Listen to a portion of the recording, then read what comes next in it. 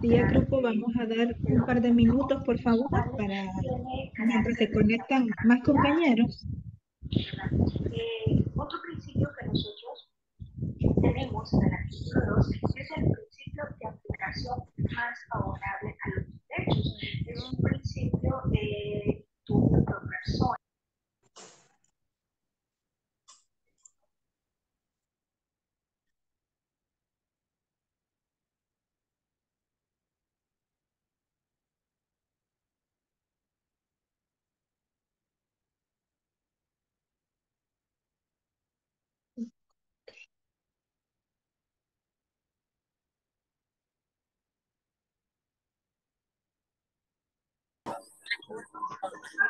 Listo, chicos, un par de minutos nada más para después que no perdamos el hilo, pues, al estar tomando la asistencia, por favor.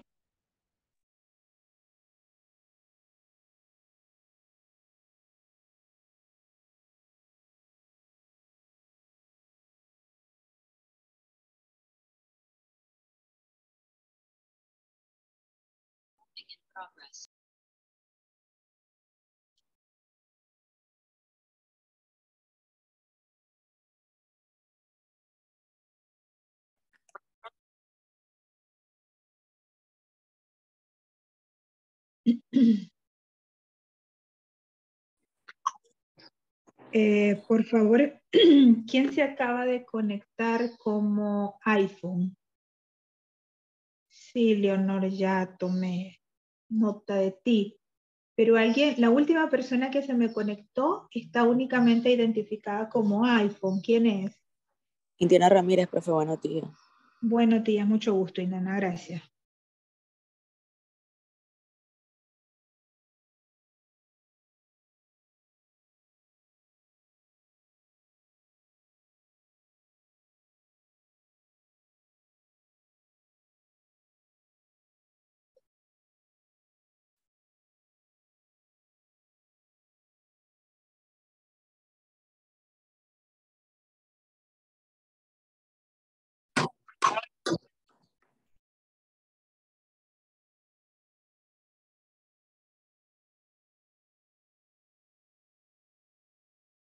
Nueve. No tenemos quórum todavía.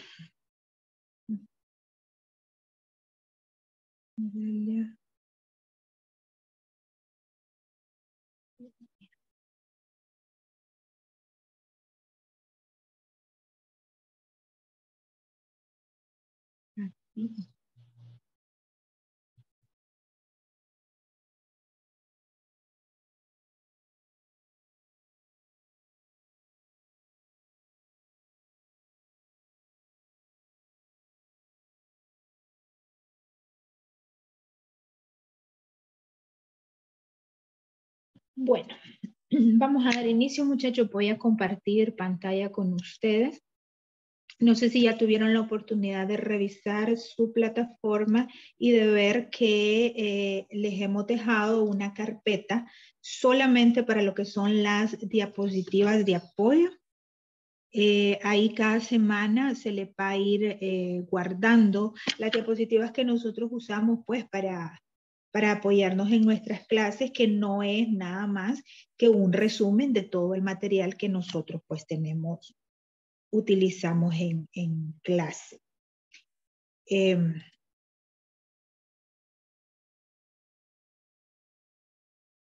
Vamos a ver. Ya nosotros agotamos a partir de lo que fue nuestro examen para atrás, todo lo que era una introducción general a la parte especial, pues, del derecho constitucional. Parte especial, parte 2, es decir, que ya nos vamos a dedicar nosotros a ver un poquito lo que es la parte del proceso, del procedimiento constitucional en el órgano competente. En nuestras clases anteriores, nosotros hemos tenido la oportunidad de ver a grandes rasgos y en conceptos pues bastante generales lo que cada uno de los recursos o garantías constitucionales protege. Y este día nosotros vamos a hablar de lo que es el recurso de amparo. Si alguno de ustedes, por favor, pudiera recordarnos en nuestras clases anteriores qué es lo que dijimos que protege el recurso de amparo o en qué consiste el recurso de amparo.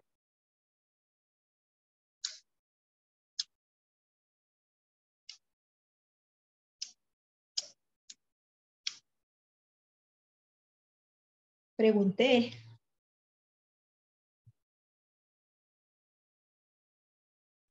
¿Aló? Sí, dígame, Idania. Profe, tengo entendido que el recurso de amparo es como es el que tutela o vela por los derechos constitucionales de cada ciudadano. Sí. Es una Sí, manera, pues, de velar, pues, por el derecho de cada uno, por los derechos fundamentales también. Correcto, correcto. Es importante que nosotros manejemos, y por eso la importancia de estarlo repitiendo como el oro en cada una de nuestras clases, que nosotros comprendamos la diferencia entre derecho humano y derecho fundamental. En ningún momento es que ninguno sea más importante que el otro, es decir, ambos se basan definitivamente en aquellos derechos intrínsecos propios que como seres humanos, que como ciudadanos nosotros pues necesitamos, merecemos y nadie nos puede negar, ¿verdad? Pero necesitamos entender, dime Sara, dime. Buenos días, maestra. El recurso de Buenos días. amparo es una acción que se ocupa para proteger los derechos fundamentales, profesor. Eso es lo que yo tengo entendido. Exactamente, exactamente. Ambas tienen razón. Entonces, haciendo pues el énfasis nuevamente en lo que es el derecho fundamental, ¿por qué? Porque el derecho, no, díganmelo ustedes, a ver, ¿por qué es la diferencia? ¿Por qué el recurso de amparo protege derechos fundamentales y por qué no dice que protege derechos humanos en sí? Díganmelo ustedes.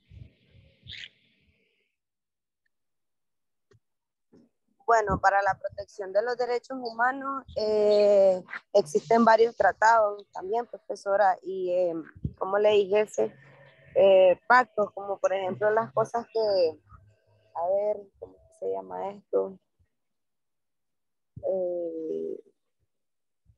Es que no me acuerdo ahorita de la organización esta que protege los derechos humanos, pero sí... La Comisión y la Corte Interamericana, por ejemplo, la en el Corte caso... Interamericana, que es la que pues es internacional como tal.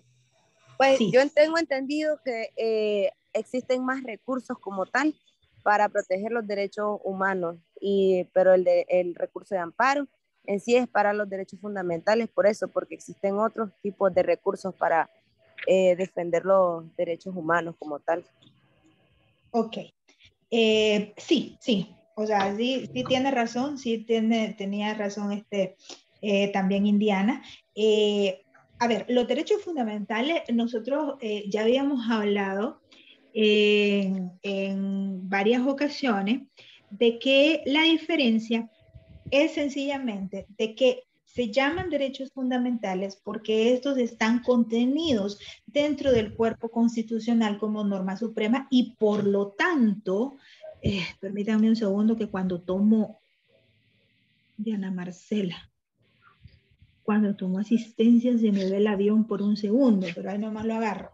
Entonces, si está contenido dentro de lo que es la norma constitucional, entonces existe una obligación, por decirlo de alguna manera, del Estado de proteger esos derechos, de proteger que a nosotros se nos respete, se nos cumplan y si por algún tipo de razón se nos están incumpliendo por acción o por omisión, que ya vamos a ver lo que significa cada uno, tengamos la oportunidad de que esos derechos sean restituidos o sean resarcidos si ya han causado algún tipo de daño, ¿verdad? Entonces, ¿cómo el Estado nos garantiza a nosotros la protección y la tutela de esos derechos garantizados en la Constitución?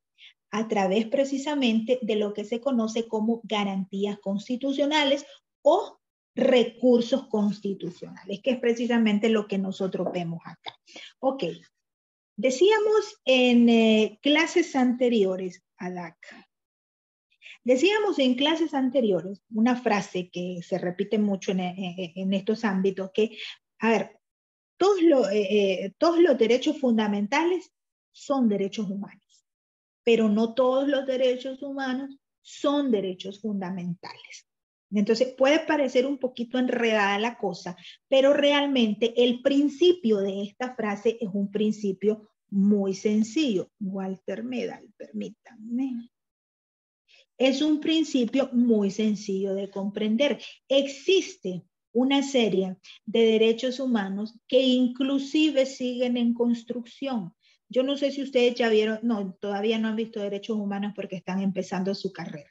Más adelante, cuando vean derechos humanos, ustedes van a ver la clasificación de los mismos y van a ver que existen hasta el momento tres generaciones de derechos humanos que se encuentran debidamente fundamentados. Los derechos civiles y políticos que proceden de la época de la Revolución Francesa, cuando se rompe, digamos, con el concepto de monarquía, cuando se empieza a trabajar en la concepción del Estado, cuando empezamos a trabajar en la concepción que veníamos heredando, pues, desde lo griego de la democracia, cuando empezamos a entender, a aceptar y a codificar lo que son los derechos ciudadanos, que son los derechos civiles y políticos que ahora ya se encuentran debidamente fundamentados en diversos tratados internacionales y, por supuesto, comprendidos en nuestros cuerpos constitucionales. Ok, esta primera generación de derechos humanos nos da a nosotros el acceso a lo que es la vida política, la participación ciudadana en el contexto político, da la oportunidad de poder ejercer el sufragio y, bueno, una serie de derechos que surgen precisamente de todo lo que la Revolución Francesa rompió y construyó a partir de ahí. Entonces, el primer paso en los derechos humanos es la Declaración del Hombre y del Ciudadano, ¿verdad? Que fue un documento que emergió, que nació de la lucha de la Revolución Francesa. La segunda generación de derechos humanos parte de lo que es la revolución industrial, cuando existían todos esos abusos laborales dentro de esas fábricas donde la gente tenía que trabajar en condiciones casi infrahumanas y en horarios, o sea, hasta de 14, 16 horas. Ok, a partir de ahí surge la segunda generación de derechos que son los derechos colectivos. ¿verdad? El derecho a la debida remuneración, el derecho a los horarios laborales determinados, el derecho a la libre, libre asociación, ¿verdad? Todo lo que tiene que ver con los aspectos laborales y de segunda generación. La tercera generación de derechos humanos parte de lo que es la finalización de la Segunda Guerra Mundial.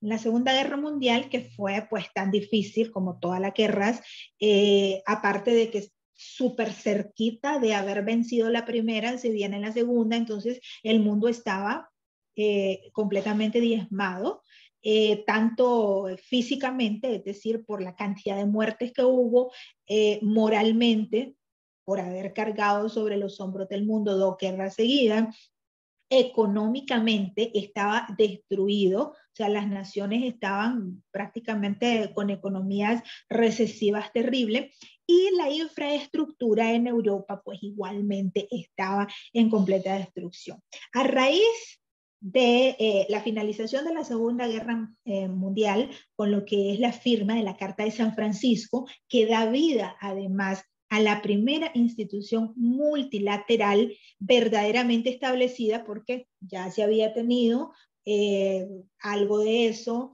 en el Tratado de Versalles, que finaliza la Primera Guerra Mundial con la Sociedad de Naciones, pero finalmente pues no se pudo concretar.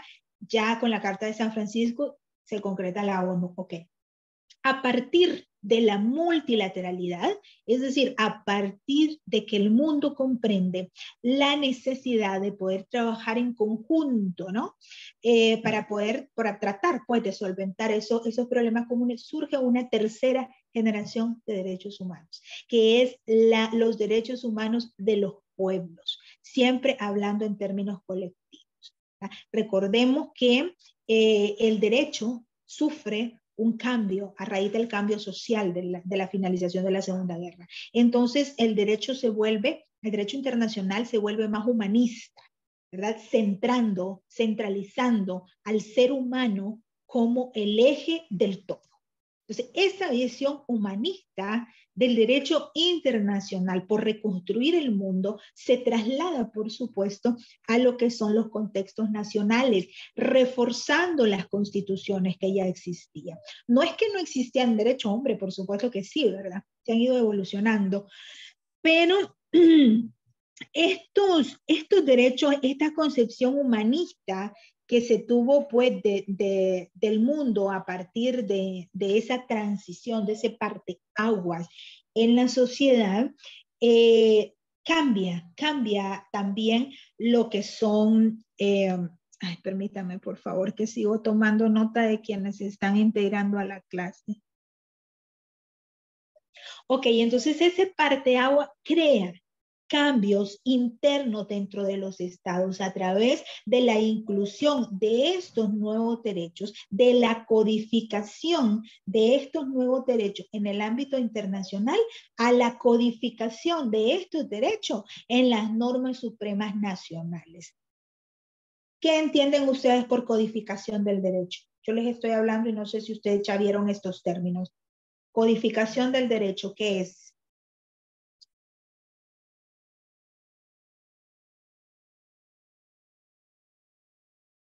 Tuvieron que haberlo visto en introducción al derecho.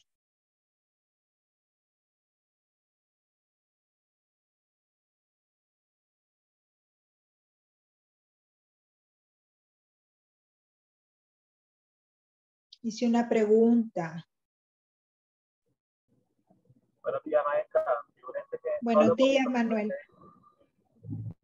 La codificación del derecho.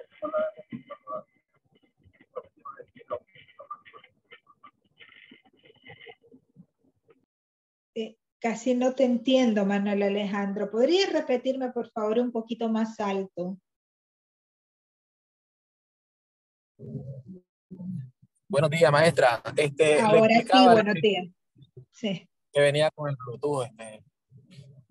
Comprendo.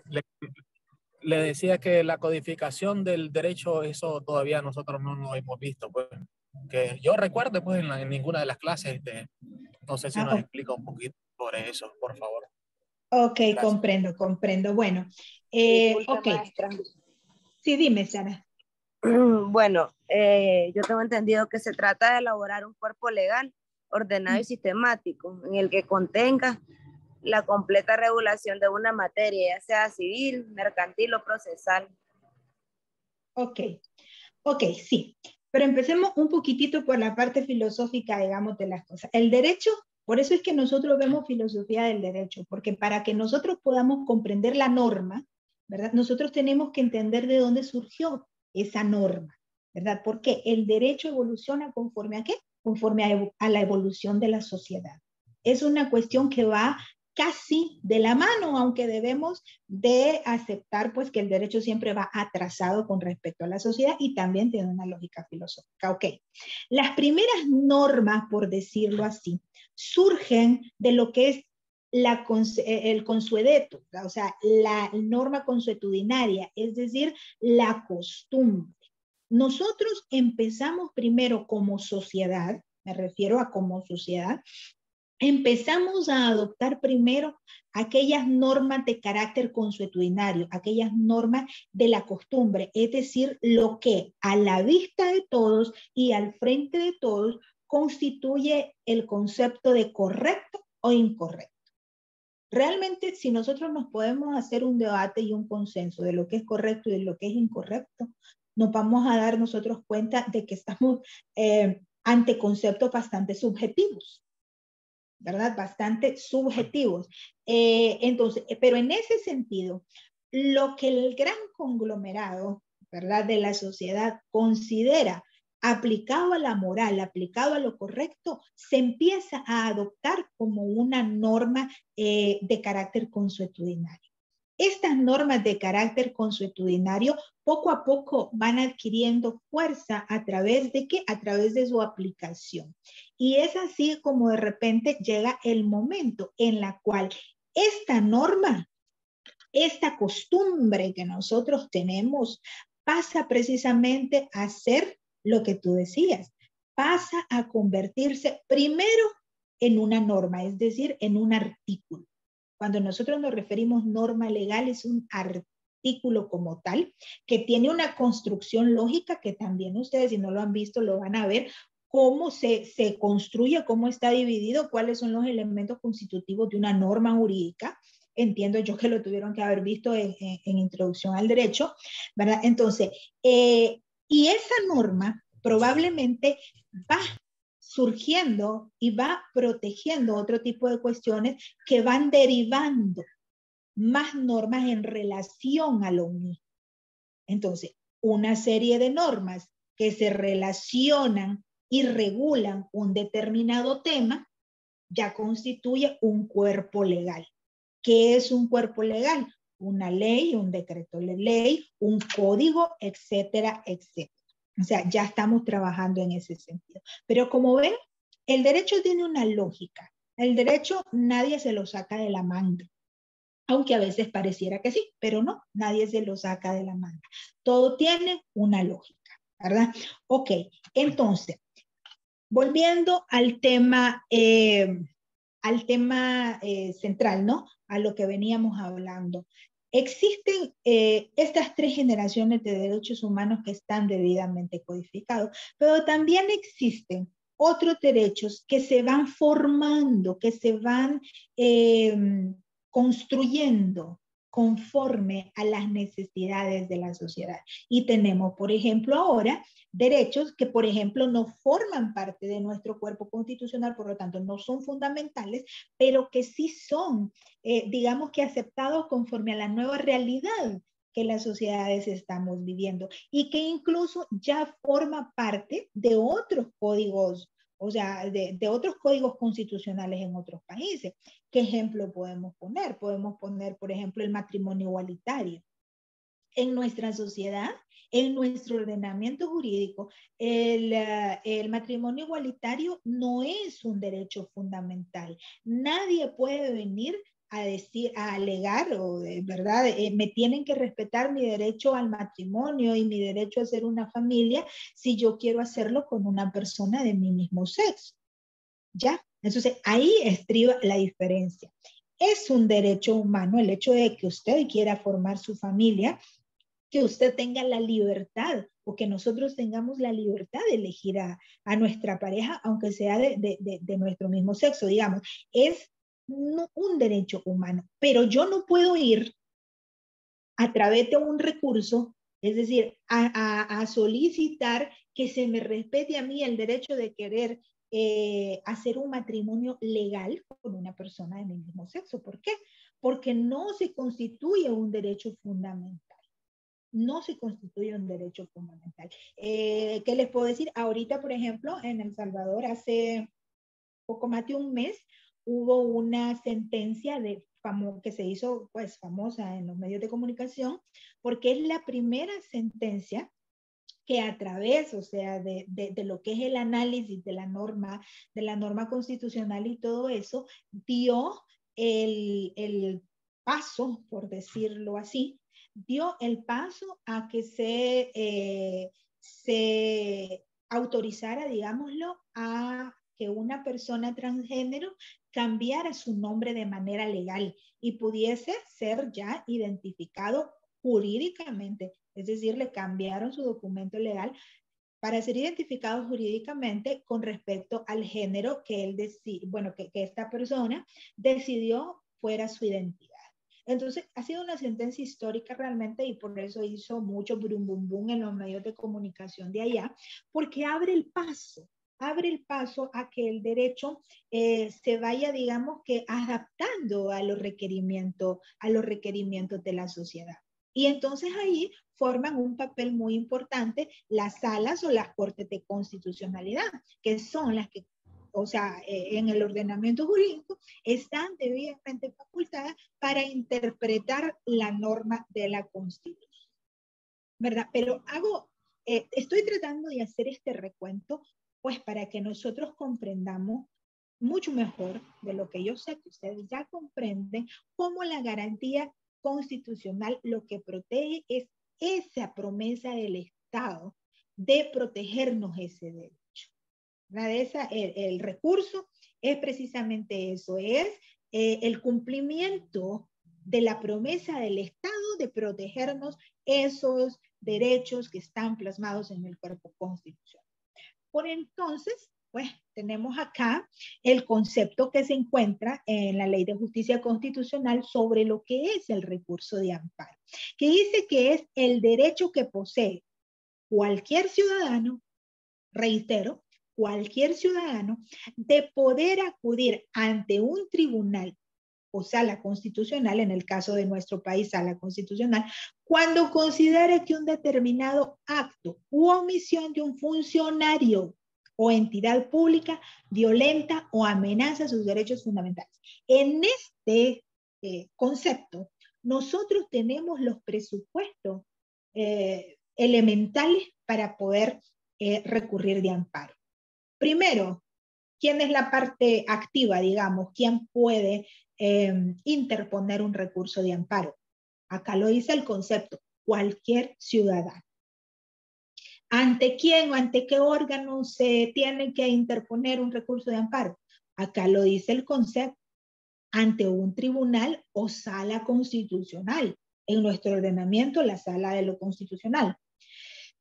¿En qué ocasiones se puede interponer? Bueno, cuando este ciudadano, cualquier ciudadano, considere que ya sea una acción o una omisión violente sus derechos fundamentales. Otro presupuesto. Luego, ok, ¿y quiénes deben de violentar esos derechos a mi sentir para que yo pueda acudir de amparo? Si mi vecina me violenta mi derecho a la privacidad, yo puedo llevar a mi vecina de amparo. Aquí lo dice el concepto también, otro presupuesto. Cuando un funcionario o entidad pública violente o amenace sus derechos fundamentales. Otro presupuesto. ¿De qué manera puede hacerlo? Por acción o por omisión. Es decir, un funcionario o una entidad pública puede violentar un derecho fundamental mío haciendo algo, pero también puede violentarme un derecho dejando de hacer algo. Por ejemplo, dejando de protegerme. Ay, Dios. Se me desconchaba cuando le doy entrada. Ok. Dejando de hacer algo, también se me puede violentar un derecho. ¿Qué tal si yo estoy en una situación, qué decirles, en una situación de peligro y tengo la policía cerca y la policía incumple con su deber de protegerme? Es decir, en sus narices me asaltan, en sus narices me golpean y no hacen nada. Un policía es un funcionario público que dejó de hacer su trabajo. O sea, ahí estaría violentando un derecho por omisión, ¿ya? Porque dejó de hacer el trabajo para lo cual está facultado a hacer, ¿ya? Entonces, como les digo, lo importante de leer un concepto, muchachos, es que no lo leamos al vuelo del pájaro, que entendamos que un concepto tiene contenido dentro de sí mismo, los diferentes presupuestos para poder comprender la esencia de lo que estamos hablando. Ese precisamente es el valor de la norma. Si ustedes agarran una norma, ustedes van a ver su estructura, van a ver todo, pues, o sea, que va desde la protección hasta la sanción en una norma. Ok, entonces, repito, para que identifiquemos los presupuestos. El recurso de amparo es un derecho que posee cualquier ciudadano, primer presupuesto, de poder acudir ante un tribunal o sala constitucional, segundo presupuesto, es decir, órgano competente para conocer ese amparo. ¿Cuándo? Cuando considere que un determinado acto u omisión, ¿verdad? Tercer presupuesto, me pueden violentar un derecho por hacer o por dejar de hacer. De un funcionario o entidad pública, otro presupuesto. Quienes tienen que hacer eso para que yo pueda recurrir de amparo tiene que ser un funcionario o una entidad pública. Violente o amenaza de derechos fundamentales, último presupuesto, tiene que ser en contra de un derecho que esté debidamente protegido por la Constitución. ¿Ven? Ahí tienen ustedes básicamente resumido lo que son los presupuestos para la interposición, pues, de un recurso de amparo o cómo se conforma un recurso de amparo. El recurso de amparo en nuestro ordenamiento jurídico se encuentra fundamentado en el artículo 188 de la Constitución y en el capítulo 4 de la Ley de Justicia Constitucional, que es la Ley 983, en los artículos del 43 al 60. Acá en Nicaragua, en nuestro ordenamiento jurídico, son susceptibles del recurso de amparo las disposiciones, resoluciones, órdenes o actos de autoridades no judiciales que violen o amenacen con violar los derechos y garantías constitucionales del ciudadano. Y se repite esta cuestión, por acción o por omisión, ¿verdad? Entonces es importante que nosotros lo tengamos. No solamente que nos hagan, sino que también que dejen de hacer algo para lo que están facultados de proteger. ¿Ya? Eso es muy importante. ¿Cuál es el objeto y la finalidad del recurso de amparo? Esto se encuentra regulado en el artículo 43 de la Ley de Justicia Constitucional, donde dice que el recurso de amparo tiene por objetivo proteger los derechos y garantías de los ciudadanos contenidos, por supuesto, en la Constitución política. Y también el mismo artículo cita que el recurso de amparo se establece precisamente contra toda disposición, acto o resolución y en general, contra toda acción u omisión de cualquier funcionario o funcionaria, autoridad o agente de los mismos que viole o trate de violar los derechos y garantías de la Constitución. Igualmente, pues, cuando se trate de cualquier tipo de actos que violen o que eventualmente, pues, estén susceptibles a violar el principio de la legalidad y la jurisdicción competente, este tipo de cuestiones suele causar, como les dijera, cierta confusión, ¿ya? Porque si bien es cierto, el principio de la legalidad es un derecho fundamental, efectivamente, el principio de legalidad es una cuestión que generalmente, ¿verdad? Está protegido por lo que es el derecho administrativo.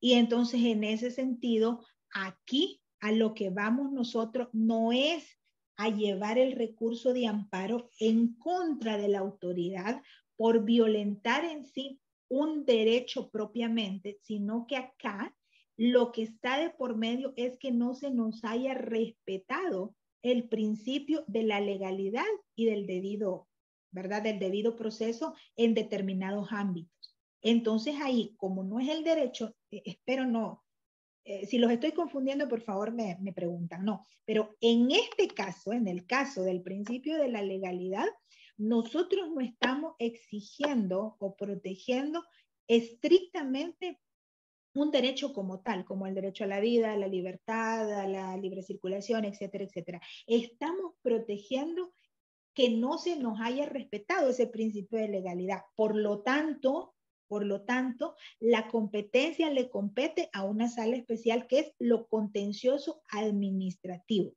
¿verdad? Es decir, cuando nosotros vamos a litigar sobre el irrespeto del principio de la legalidad en el aspecto administrativo, es decir, en el aspecto que tiene que ver con todo lo que es la comunicación del Estado con los ciudadanos. Eso lo van a comprender ustedes mejor cuando vean derecho administrativo más adelante.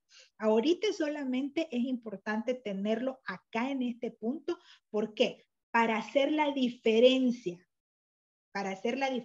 que cuando se trate estrictamente de la violación del principio de legalidad, digamos que la competencia le corresponde a una sala diferente, aunque no signifique que el respeto al principio de legalidad no sea un derecho que está amparado en la Constitución. Por eso es que puede de repente parecernos un poquitito confusa esta cuestión, pero es importante mencionárselo, ¿sí? Porque constituye una excepción con respecto al recurso de amparo sin que deje de estar debidamente protegido, pero por la parte contenciosa administrativa. No sé si logré explicarme, muchachos, con esta diferencia. Espero que sí, y si no, por favor me dicen para ver de qué forma lo manejamos un poquitito mejor. Ok. La legitimación del recurso de amparo está aplicada o contenida en el artículo 44 de la Ley de Justicia Constitucional, que nos dice que el recurso de amparo se interpone. ¿Quién lo interpone? La persona afectada, la persona agraviada, o sea, la persona quien siente que su derecho o está siendo vulnerado o es susceptible, ¿verdad? Por ese determinado acto u omisión a ser vulnerado de su derecho, ¿ya? Entonces, esta es la parte activa, la que inicia el proceso, la persona agraviada. Entonces, es quien interpone de manera personal o puede hacerlo también por un representante legal debidamente pues facultado para el caso. Ya vamos a ver qué nos dice la ley o quiénes nos dice la ley que son. La persona natural o jurídica agraviada, esto lo dice el mismo artículo, es a quien perjudica o quien se siente en inminente peligro de ser perjudicada por esta disposición de un funcionario o autoridad pública, ¿verdad? Que lo hace a través de una acción, es decir, de hacer algo, de un acto o de una resolución. La resolución es un acto administrativo del Estado a través de la cual el Estado da su opinión, su veredicto, su autorización, su concesión. Esto lo van a entender en derecho administrativo, ¿verdad? Entonces, la resolución es una comunicación del Estado. Por eso es que el recurso de amparo toma como un presupuesto el hecho de que se pueda interponer en contra de una resolución, porque esta a lo que se refiere es a una, digamos, posición del Estado frente a determinada situación, ¿verdad? Igualmente, cualquier omisión de cualquier funcionario, funcionaria, empleado, ojo con esto, empleada o empleado, autoridad o agente de los mismos, concesionario de servicios públicos. ¿Quiénes son los concesionarios de los servicios públicos?